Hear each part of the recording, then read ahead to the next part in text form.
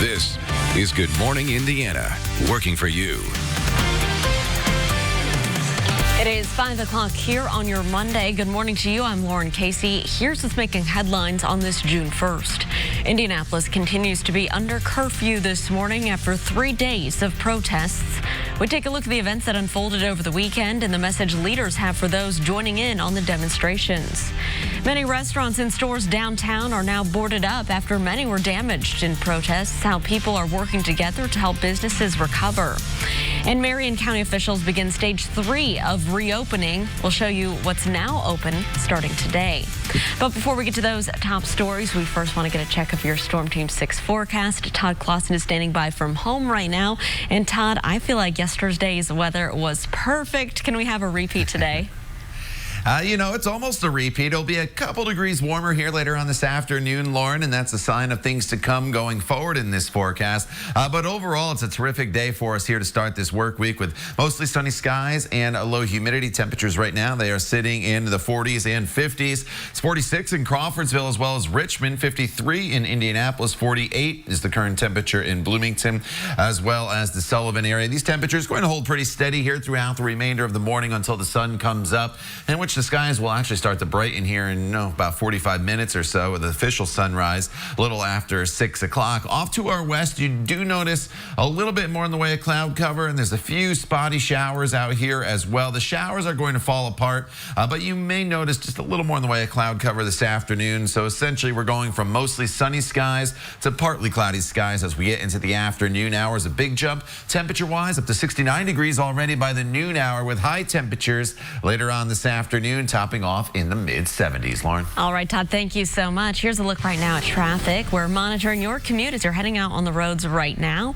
A reminder, we still have that curfew in effect, so only essential travel in Marion County is permitted at this hour. Here's a look right now at I-65 and I-70 at the North Split, where everything's pretty quiet and traveling up to speed. We had several ramps heading into the downtown streets closed in the overnight hours. Looks like NDOT pulled back those restrictions around 2 o'clock this morning, so you can use those ramps this morning if you're trying to get to work. We'll continue to keep our eyes on your roads, and of course we'll keep you updated. Black Lives Matter! Black Lives Matter! There's a reason why people are angry, and they're not just angry here in Indianapolis, they're angry all across America. Indianapolis is under curfew this morning after 3 nights of violent protests. Community leaders are urging people to remember the reason behind the calls for peaceful demonstrations, while others are working together to help businesses and looters and vandalized in the process. We do have team coverage this morning with a look at the aftermath of this weekend's protests here in the Circle City. We want to kick things off with our own Kelsey Anderson, who is live this morning downtown. And Kelsey, you were down here over the weekend to see firsthand what was going on. I know I was texting you to make sure that you were being safe and checking in on you. What did you see over the weekend? The majority of the protests Friday, Saturday, and Sunday were peaceful as hundreds, if not thousands of people walked around the streets of downtown Indianapolis with signs that said Black Lives Matter and justice for George Floyd. Here's a look at some of the peaceful protests taking place as protesters walked arm in arm, chanting their message. Each day the protests were powerful to see, but as the sun set on the Circle City, things started to get violent. After windows were broken and objects were thrown at IMPD officers, they began deploying tear gas and rubber bullets. Fires were set to downtown streets, businesses were looted, and several people were injured or killed by gunfire. That gunfire not from IMPD officers. The mayor set a curfew last night to begin at 8 p.m. through this morning at 6. Listen to IMPD Chief Randall Taylor's message to protesters as the curfew began. You're endangering yourself and our officers, and it isn't worth it. Know you're angry. You have good reason to be angry. You do not have good reason to be downtown. Several were arrested last night for breaking the curfew set by Mayor Hogsett. Here's a look at the most recently updated numbers we have from IMPD. Since 3 p.m. Friday, at least 11 people were shot in Indianapolis. 3 people are dead and more than 50 were arrested. We are expecting to get an updated look at the numbers later this morning from IMPD. Now, that curfew is set to end this morning at 6 a.m. and we're not sure yet if Mayor Hogsett will extend it into tonight. And we're also not sure if there are more protests planned for today. Of course, we will let you know as soon as we know more. Reporting live, Kelsey Anderson, RTV6. Kelsey, thank you. We know Governor Eric Holcomb has ordered the National Guard to help protect the city from any further damage. In an executive order, he says several hundred Guard members are on standby. Some were out last night at the Indiana War Memorial. The order says the National Guard will be used to establish a presence at state properties and is available to assist any local communities across our state if requested. Holcomb also allowed local governments to order travel bans amid the protests. Now, multiple people have been arrested after a Target was broken into at the Washington Square Mall overnight. Officers were called out to the scene around 10 o'clock last night. There were reports of broken glass, but police do not believe that anything was taken from inside the store. Police say at least 2 people were arrested and no one was hurt. We know dozens of business owners spent the day Sunday cleaning up after the protests turned destructive this weekend here in downtown Indy. Our Alyssa Donovan is joining us live this morning at the corner of Mass Ave. Alyssa, we know businesses there probably hoping to reopen after the pandemic today, but a lot of them have boarded up windows and doors. What can you tell us? That's right, Lauren. So indoor dining was supposed to start today for these businesses at 50%, all the restaurants along Mass Avenue. But yesterday, they spent the day boarding up their windows like this business here. You can see they took some wood and put that up just in case some of those protests yesterday did turn to violence and damage again. The good news is they did not, for the most part. Protests yesterday were much calmer, and we're told that there wasn't nearly as much damage across the Circle City as what we saw on Friday and Saturday night. But the good news is people did come out in droves over the weekend to help some of those business owners clean up. We know at least 30 businesses were damaged on Friday night and more on Saturday night. The positive, those volunteers came out over the weekend to help clean up, scrubbing spray paint off the War Memorial and sweeping up glass shattered on sidewalks. People we spoke to say our city was already struggling due to COVID-19 and closures. This is just another setback. Unemployment's already at 45%. These businesses now are coming back. Probably can't employ people now due to the destruction. It's heartbreaking because I already know they're struggling so much. And for them to have to now repair their store, delay their opening even further, furlough more employees, it's heartbreaking at the least.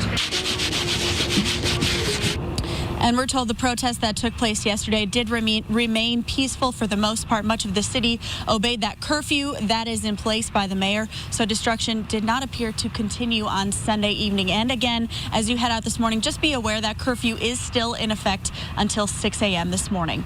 Reporting live, Alyssa Donovan, RTV6.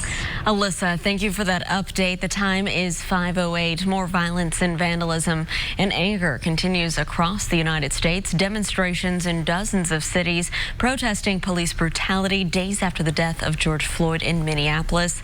John Lawrence has more. Tensions brewing across the country. We stand for the ones who's been knocked down, the ones who can't stand up no more because they don't have a voice anymore. From day to night, streets were packed with protesters. Angered by the death of George Floyd, who died last week in the custody of Minneapolis police. We deserve justice, not just for what happened to Mr. Floyd in Minneapolis, but what's happening to black men and women all across this country, and that's been happening. Curfews were enacted in more than 36 cities. About 5,000 National Guard members were activated in 15 states. Go inside now! Get in the house! Although agitation was seen in many areas, including Atlanta, there were some inspiring scenes, including a moment of solidarity where members of the NYPD knelt with demonstrators in New York. And on Sunday, the Minneapolis police chief met with protesters at the site where Floyd's neck was pinned by an officer's knee. Our community members need to know that the men and women that put this badge on, that they are doing so in service to them, and they should not have to doubt. They should not have to doubt the integrity and if they're going to be treated in a compassionate and professional way. I'm John Lawrence reporting. Well, former officer Derek Chauvin is in custody facing third-degree murder and manslaughter charges in connection to Floyd's death. He's scheduled to appear in court on June 8th. Sunday night, the chief said that in his eyes, the other 3 officers present while Floyd dying are complicit. They have not yet been charged. Because of the protests in Indianapolis, Gleaner says it's canceling its Care Mobile pantry scheduled today. The Community Action Relief Effort program uses the pantries to help feed families over the summer while school is closed. The organizers there say that they'll make a decision Wednesday if distributions will resume Friday and Saturday. According to Gleaner's, 16,000 Indianapolis families relied on the mobile pantries last year. As Alyssa mentioned earlier, stage 3 of reopening is now in effect here in Marion County, and that allows many businesses to open for the first time since the pandemic restrictions began back in March. So here is what this means for you. Restaurants can open for indoor dining. Fitness centers can open at 50% capacity. Community pools can open at 50% capacity, limited to 100 people total. Public gatherings can include up to 50 people. And personal service businesses like salons and spas can reopen by appointment only, with personal protective equipment and social distancing guidelines in place. We are continuing to follow the latest on the COVID-19 outbreak here in the state of Indiana. The state reports 9 new deaths and nearly 400 new cases of the virus. More than 260,000 people have been tested since this pandemic began. 34,574 of those tests have come back positive. We do have a reminder that early in-person absentee voting for this year's primary election ends at noon today. The Indianapolis City County building will be the only open voting site today. The hours will be from 8 a.m. till noon. Election day is tomorrow, and the polls are going to look a little bit different this year with the coronavirus precautions. Early voting sites are giving voters coverings for their fingers so they don't touch your screen. Voting booths are also spread apart for social distancing. 22 in-person voting sites will be open. You can find a list of all of those locations right now at vote.indy.gov. And if you are heading out to cast an early vote this morning, Todd, what can people expect in the forecast?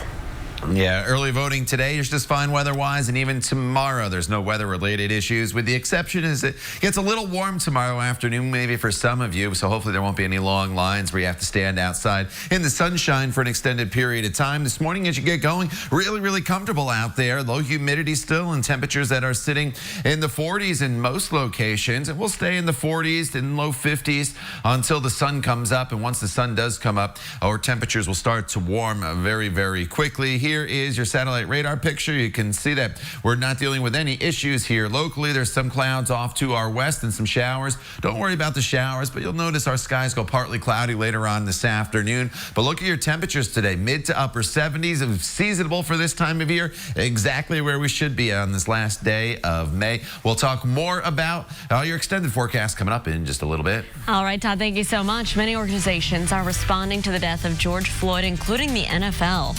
Coming up, why many are saying the statement from Commissioner Roger Goodell is hypocrisy. And parents are weighing the risks of sending their child back to daycare during the pandemic. The new safety guidelines many are putting in place to help keep kids social distance. It is 5:13. Stick around. We'll be right back. Genetic Detective, new ABC Tuesday. Welcome back. As protests continue across the country, President Trump is designating one group, Antifa, as a terrorist organization.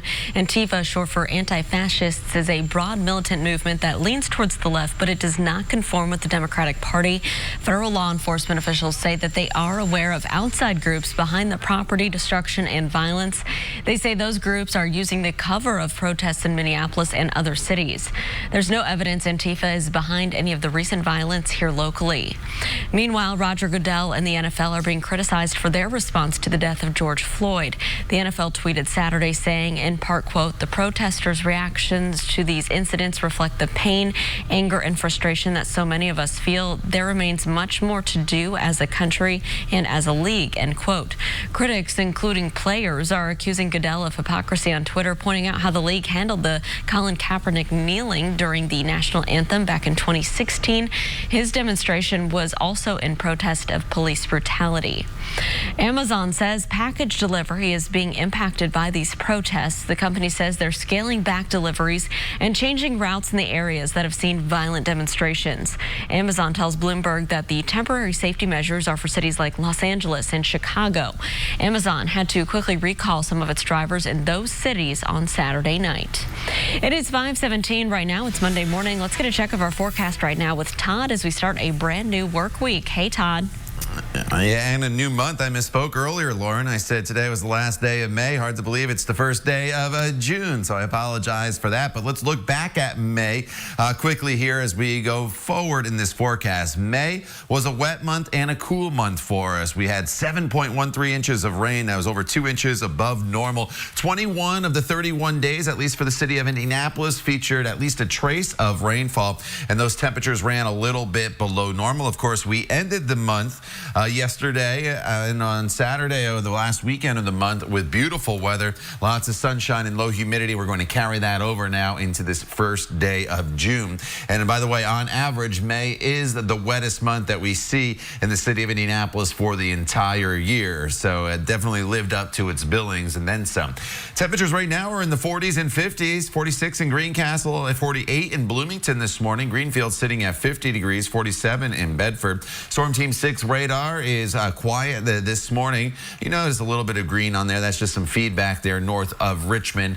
So do not worry about that. We all wake to hardly a cloud in the sky as the day goes on. A few of the clouds off to our west there. They'll spill in here and they'll bring in what we'll call partly cloudy skies. But overall, it's going to be a dry day for us and another day you need to take advantage of because our rain chances are going to go up in the coming days. Wednesday, as a cold front approaches, some storms come back into the forecast. And then Thursday, those storms have the potential to be fairly numerous across the area. Today, though, temperatures are going to be sitting in the 50s this morning, quickly warming into the 60s as the day progresses. In fact, close to 70 degrees already by time we get to the noon hour, with high temperatures today eventually getting up into the mid-70s. Going forward in this forecast, as we get into the day tomorrow, we are looking at a cooler start once again with temperatures that'll be hovering right around 61 degrees. But tomorrow we really start to crank up the temperatures all the way into the mid to upper 80s with mostly sunny skies. So tomorrow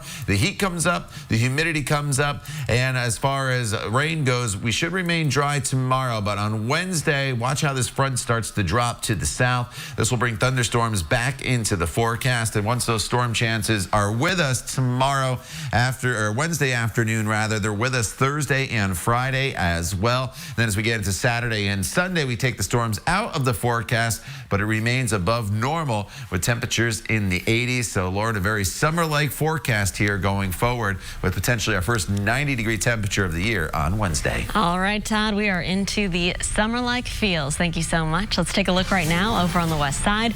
This is our INDOT traffic camera at I-465 and I-70 there. Now, keep in mind as you're heading out the door again this week, we have an interstate closure for an INDOT construction project. That's the eastbound lanes of I-70 between Ronald Reagan Parkway and the south split downtown. Again, all eastbound lanes are closed. However, the collector ramp from the area near the airport to I-465 remains open, so you can use that as a detour throughout the remainder of this project. The closure is expected to last until June 28th, and of course, we'll keep you posted. The United States is supplying Brazil with ventilators and the controversial drug hydroxychloroquine. Both nations confirmed the U.S. plans to ship 1,000 ventilators to help Brazil's COVID-19 outbreak. It's already sent 2 million doses of hydroxychloroquine. That's even though the World Health Organization is pausing its research of this drug. The U.S. and Brazil also say they plan to work together on coronavirus research. They have the largest reported COVID-19 outbreaks in the world. Right now, many parents are weighing the risks of sending their children back to daycare or finding a more expensive option. Many states have put new health and safety guidelines in place for child care centers, things like spaced nap and meal times, plexiglass to partition play areas, and curbside drop-off and pickup. But many parents are still worried that social distancing is tough with toddlers.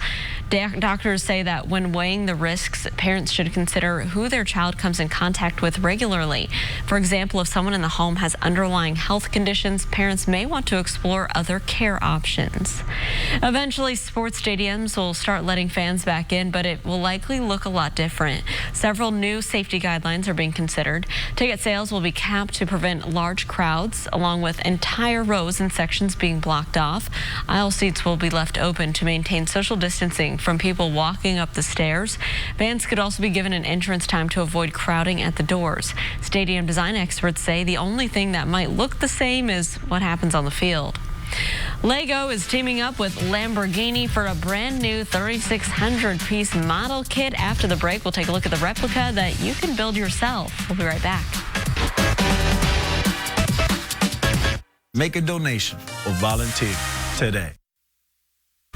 Welcome back. Here's a chance to own your own Lamborghini for a few $100s, but this one's not exactly street legal. Check this out. Lego unveiled a replica of the Lamborghini Scion FK P37. The model kit isn't like your normal kit.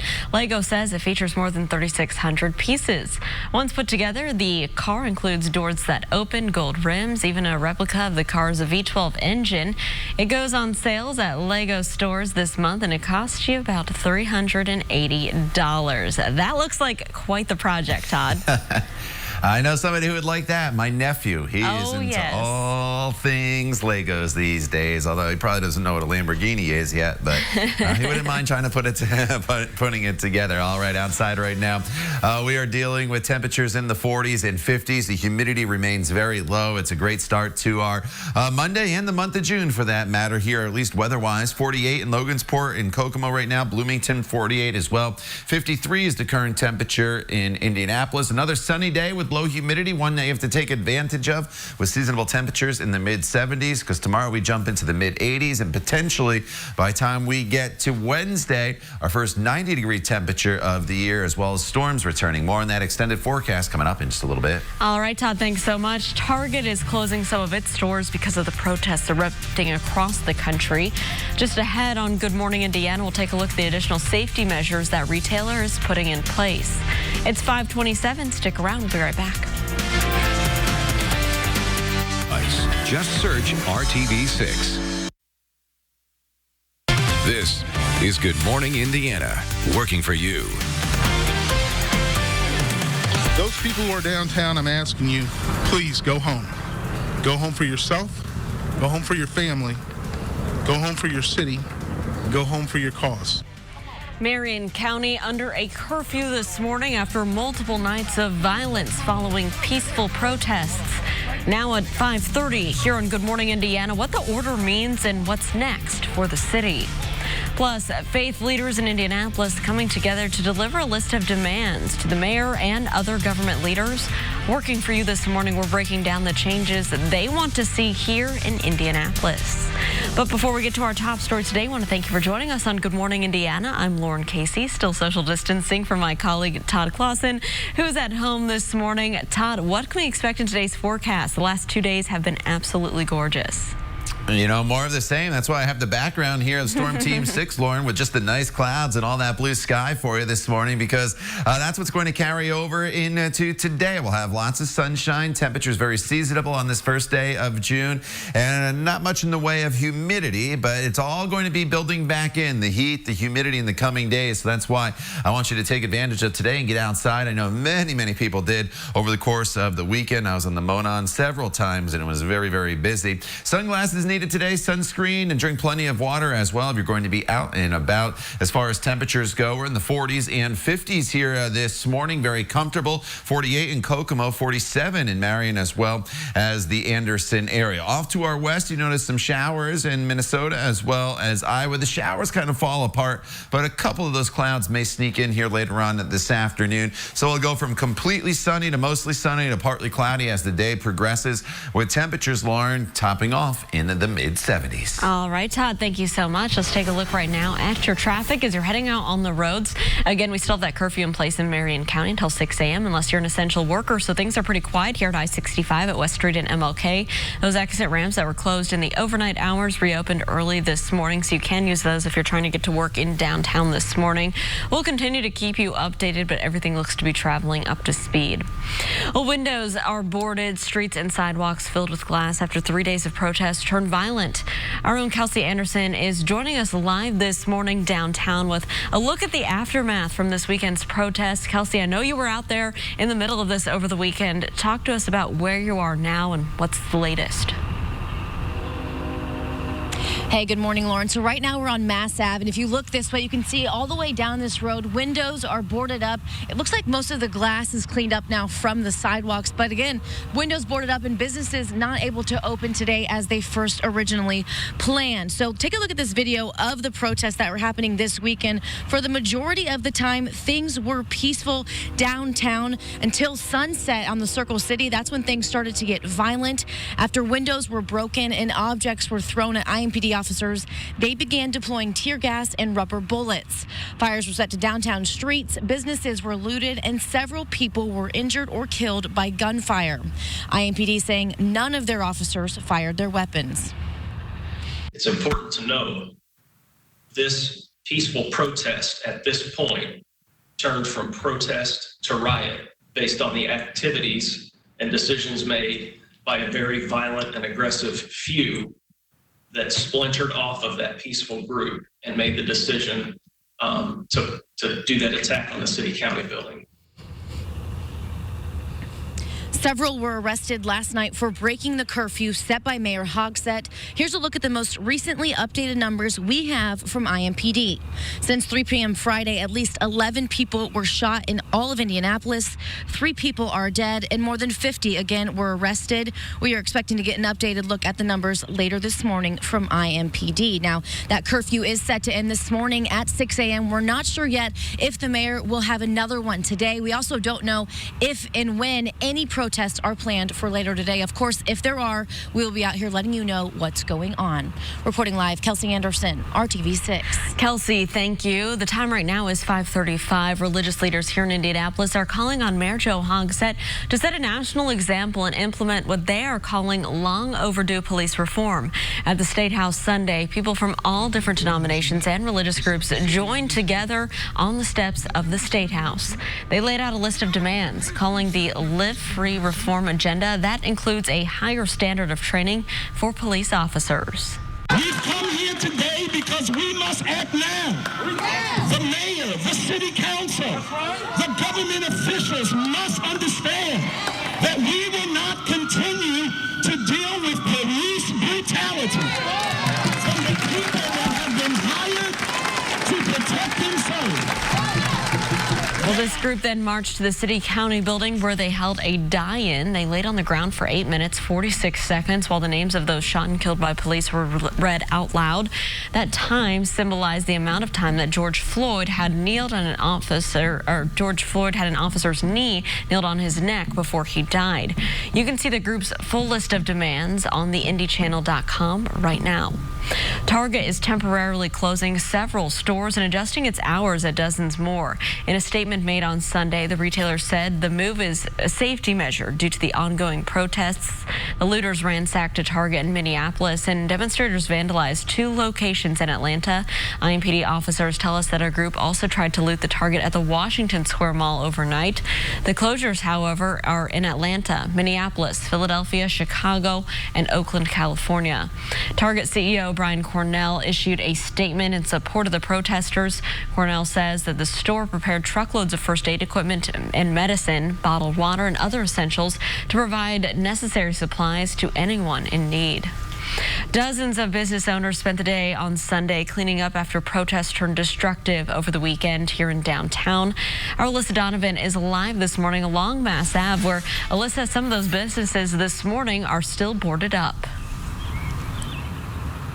That's right, Lauren, and who knows how long they're going to be, if they want to keep these boards up for a few days or if they're going to take them down today. But I want to show you, this is more Pokey Shop. You can see they boarded up over the weekend, and then just across the street here, Chatterbox Bar boarded up as well, and then next door to them, another business has boarded up. If you go down Mass Avenue, Basbo's Pizza is boarded up, as well as the Eagle, which reported on social media that they did receive some damage to the restaurant there on the corner of Mass Avenue and New York Street. Some of these businesses were boarded up on Saturday. Some of them waited till Sunday and sustained some of that damage overnight Saturday. So they are hoping, of course, that things stay peaceful over the next few days here. We know at least 30 businesses were damaged on Friday night, and dozens more were damaged on Saturday. Police say business owners and employees were calling 911 from inside of their shops. Windows were on several buildings, across the downtown area were broken. Fires were lit. Window repair companies worked long hours on Saturday helping to repair the damage. Some of them were back at it on Sunday. We spoke with the owner of Jack's Donuts, whose shop was damaged and looted on Friday night. I don't know what the answer is, but this is not the answer. Destroying our downtown, destroying anything is not the answer. It was like being in a war zone. I mean, there was, they were pepper spraying the whole entire downtown. I mean, there was fires everywhere, alarms going off, windows are being broken, stuff's being, turned upside down. I mean, this is just ridiculous. Last night was a very different scene than Friday and Saturday night, as many people stayed home obeying that curfew that is in place. And today is set to be the first day of indoor dining at 50% across Marion County. Whether these restaurants will be prepared for that or opening their doors for that, we don't know yet. And of course, we'll keep you updated on those, on if those restaurants are going to reopen. I'll send it back to you in the studio. All right, Alyssa, thanks for the update. It is 5:39. Following the weekend's unrest, the Colts also issued a statement in support of the nationwide protests. The team issued a statement saying, in part, quote, "Over the last several months, we've seen people across the country selflessly come together to help those in need during the pandemic. Sadly, other incidents we've seen, like the recent tragic events in Minnesota, remind us that we still have a long way to go.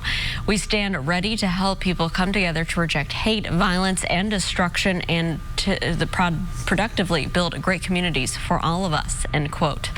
The Pacers also issuing a statement saying, in part, quote, "We condemn racism and we fully support those peacefully coming forward in the name of justice and peace. Our city and state are strong and resilient, and we must listen and respect one another." Well, turning now to the very latest on the COVID-19 pandemic, the State Department of Health released new numbers on Sunday. 9 more deaths were reported, and that brings the total to 1,967. Health officials also confirmed 397 new cases. That means more than 34,000 Hoosiers have tested positive for the virus so far. That's just over a 13% positivity rate. Starting today, Marion County will move into the third phase of the state's reopening plan. Restaurants can begin indoor dining at 50% capacity. Shopping malls can increase to 75% capacity. Public gatherings are capped at 50 people. Salons can reopen by appointment only, provided personal protective equipment is worn. Fitness centers can also reopen at 50% capacity or at a cap of 100 people. And as folks are maybe getting ready to head out and about today, later on and during the daytime hours, Todd, what can they expect in the weather department? Today's a great day for us to do just about anything you want to do outdoors, Lauren, whether it is to go for a walk or for a run, for a bike ride, or maybe you just didn't want to take care of mowing the lawn over the course of the weekend. Well, today is going to be your day to do that, because we'll have skies that'll be mostly sunny. Tomorrow, it's still going to give you the green light, but it's getting warm out there with temperatures in the mid-80s. And then Wednesday onward, that's when we're going to bring in the chance of storms. So today is a good day for just about anything, including working from home on the patio, outside if you have that as a possibility. We're starting off with temperatures that will be in the mid-50s and lots of sunshine. We'll get into the mid-70s for your afternoon highs. You'll notice just a little bit in the way of cloud cover building in as we get into the afternoon hours, but all in all, a terrific way to start the work week, the month of June. We'll talk more about that heat that builds in coming up in just a little bit, Lauren. All right, Todd, thank you so much. Another night of nationwide unrest following the death of George Floyd. Coming up, the latest from around the country as communities continue to work towards healing. It's 5:41. Stick around. We'll be right back.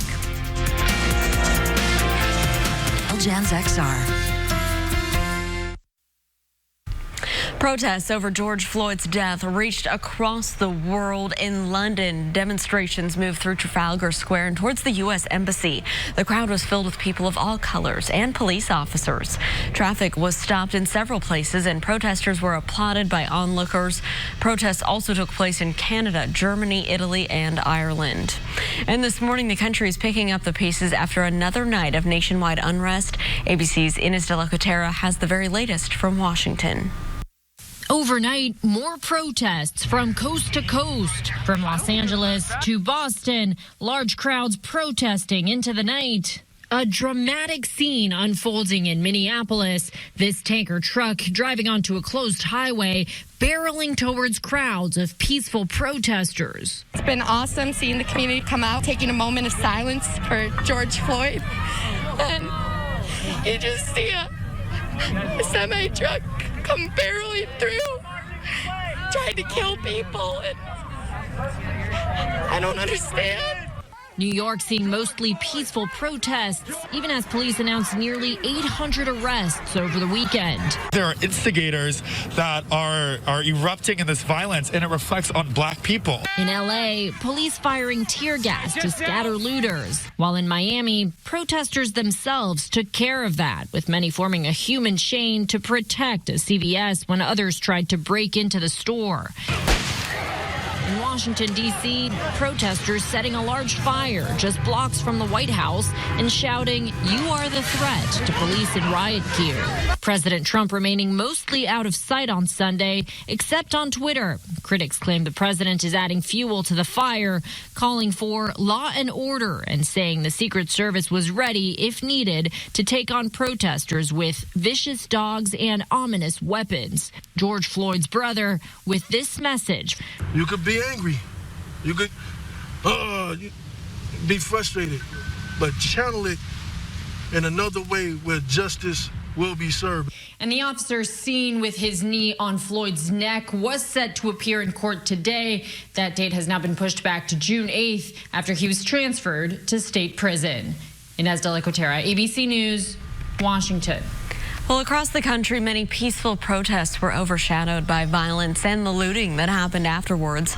There were also reports of increased tensions between protesters and police, but here in Flint, Michigan, that was not the case. They marched to police headquarters where they demonstrated briefly, and that's when this happened. We want to be with y'all for real. So I took my helmet off, they laid the batons down. Yeah. I want to make this a parade, not a protest. Sheriff Chris Swanson there talked and bumped fists with protesters, then in a show of solidarity, marched with the large crowd. The peaceful protest lasted several hours there. We can't forget, on all our police cars across the nation, it says protect and serve. Yes. Protect and serve. That means all people. That means all people deserve the same dignity, and you can't call out what's wrong and try to make it right. And that's the magic we saw tonight. And we marched, not 1 ounce of damage. Nobody's arrested. Nobody got hurt.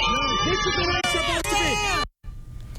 Well, there were no reports of violence at that march in Flint. Todd, a lot of people sharing that on social media. I saw it, thought it was so cool. It reminded me of something maybe you'd see it at a sports game, like a pep talk or a rally. So really cool to see that there in Flint. Yep, absolutely. You know, it looks like, you know, they hype themselves up before the game, like we're going to win this game, we're going to do it for the team, and that was obviously a different situation. Going to do it for the community, remain peaceful, and that's exactly what they did. All right, we are into the month of June weather-wise across there, and as I always like to do on the first day of each month, kind of highlight what you can expect as far as what a normal month would be. Well, we start off with an average high of 78 degrees. That's where we should be for our high temperature today, and we get pretty close to that number.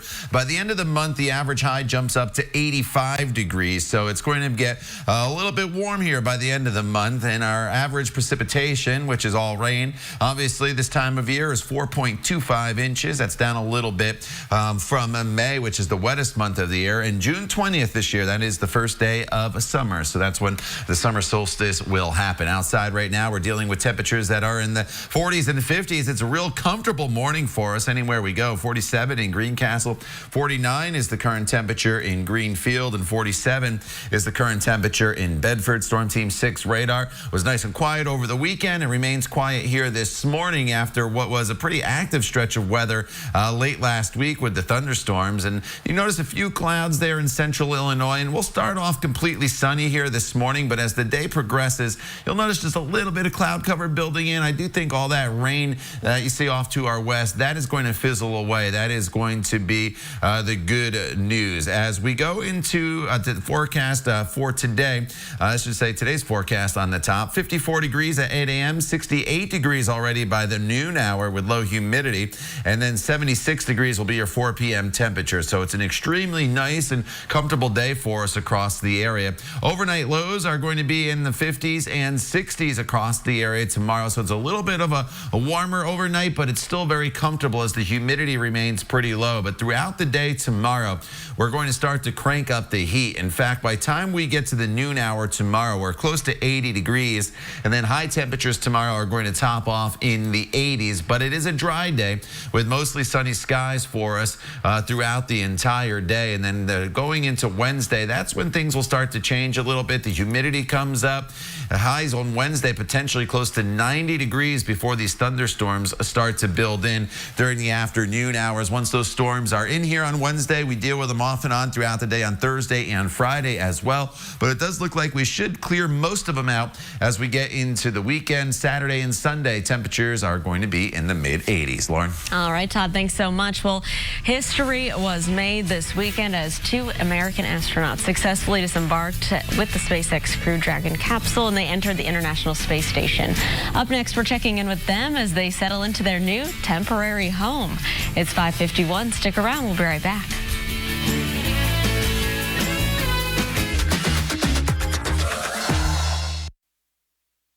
It is 5:54. The first American astronauts to launch from U.S. soil in nearly a decade are now on board the International Space Station. It's a major accomplishment for both NASA and Elon Musk's SpaceX company. ABC's Gio Benitez has more on this historic moment made this weekend. NASA astronauts Doug Hurley and Bob Behnken are now aboard the International Space Station after docking with the orbiting laboratory Sunday morning. We have Bob Behnken from SpaceX Demo 2 mission entering the International Space Station, followed by Doug Hurley. Greeted by fellow American and Navy SEAL Chris Cassidy, who has been on the space station since April, and 2 Russian cosmonauts. Obviously been our honor to be just a small part of this. We have to give credit to SpaceX, the Commercial Crew Program, and of course NASA. It's great to get the United States back in the crewed launch business. Mission Control asking the men if they got any sleep during the 19-hour journey. We did get probably a good 7 hours or so. The first night is always a little bit of a challenge, but the Dragon was a slick vehicle. The mission making history on Saturday. 3, 2, 1, 0. Ignition. Liftoff. As Behnken and Hurley became the first American astronauts to blast off into space from U.S. soil for the first time in nearly a decade. Today we accomplished the first flight off the Florida coast in quite some time. They are also the first crew to orbit the Earth in a spacecraft built by a private company, SpaceX, created by Elon Musk. The Crew Dragon capsule now with a new name. We would like to welcome you aboard Capsule Endeavour. We both had our first flights on Shuttle Endeavour, and it just meant so much to us to carry on that name. Behnken and Hurley will remain on the space station between 1 and 4 months. Gio Benitez, ABC News, Cape Canaveral. And that was so cool to watch on TV, Todd, and glad they had great weather. We had great weather here over the weekend as well. Yeah, terrific weather, Lauren, and I agree. It was awesome to see. I was out and about, but I made sure I pulled up my phone to be able to watch that. Today, that weather is going to carry over into our Monday with sunny skies and temperatures in the 70s. Low humidity still tomorrow. We crank up the heat. Humidity not terrible tomorrow, still mostly sunny, but then it's pretty hot and humid for the middle to end of the week as those storms return. The time now is 5:57. You're watching Good Morning Indiana right here on RTV6. We're back in just a couple minutes.